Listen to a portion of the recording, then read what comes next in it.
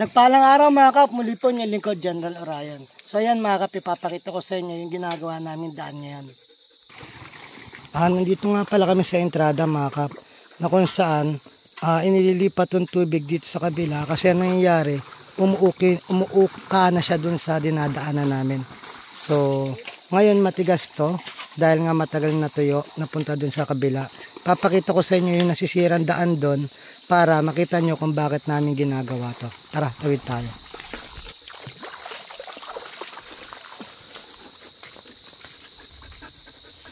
Yan, bali ang nangyayari kasi mga kap, umaambon na.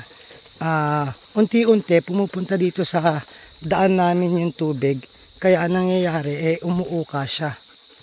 Kaya ang gagawin natin, ililipat uli natin dun sa kabila para ma-avoid or ma-prevent yung patuloy na pagsira sa daan. Sabi nga, prevention better than cure. Ngayon lang namin na harap kasi wala nang tumutulong kaya naobliga kami na kami na lang. Ayan, bali umuusog dito kaya ang gagawin natin, dadivert natin din banda.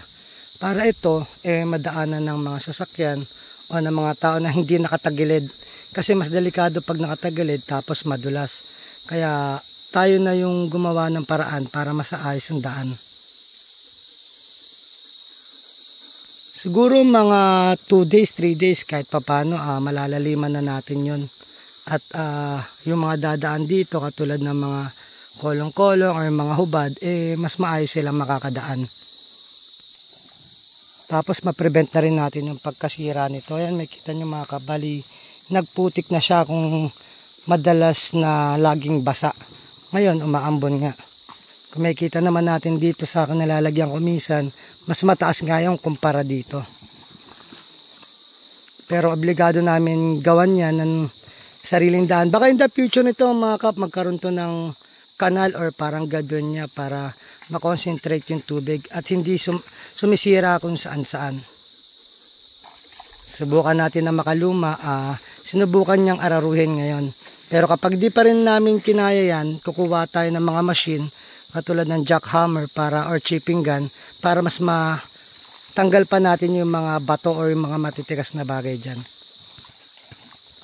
Ayun nga, may kita natin. No?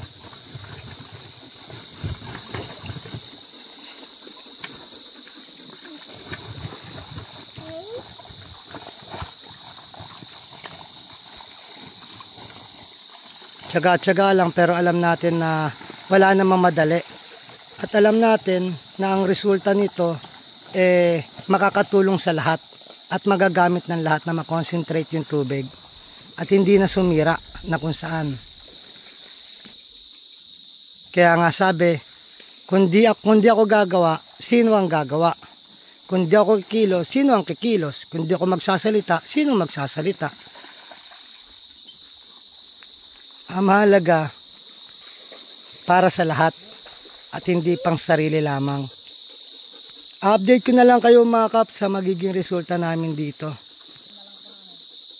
Pag natapos namin to, i-update ko kayo. So papasok ako doon. Chinek ko lang sila dito. Ayan nga at bababa ang ating sasakyan ngayon para kumuha or bumili ng 2 gasol. Ibig sabihin, para sa backup yan mga kap. Ngayon patitibayin nila muna to dahil nga uulan, ayan ang unang sisirain. Idadivert muna natin yung tubig doon para ilang araw mga kap, lumambot yung lupa. Pag lumambot yung lupa, mas madali ng araruhin or bungkalin kasi tumigas siya. Huli po yung lingkod, General Orion. Natas puso po nagpapasalamat sa inyo na walang sawang panonood sa aming mga video at live.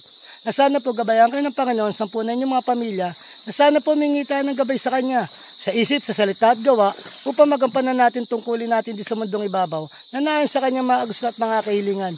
Muli po, maraming salamat. God bless.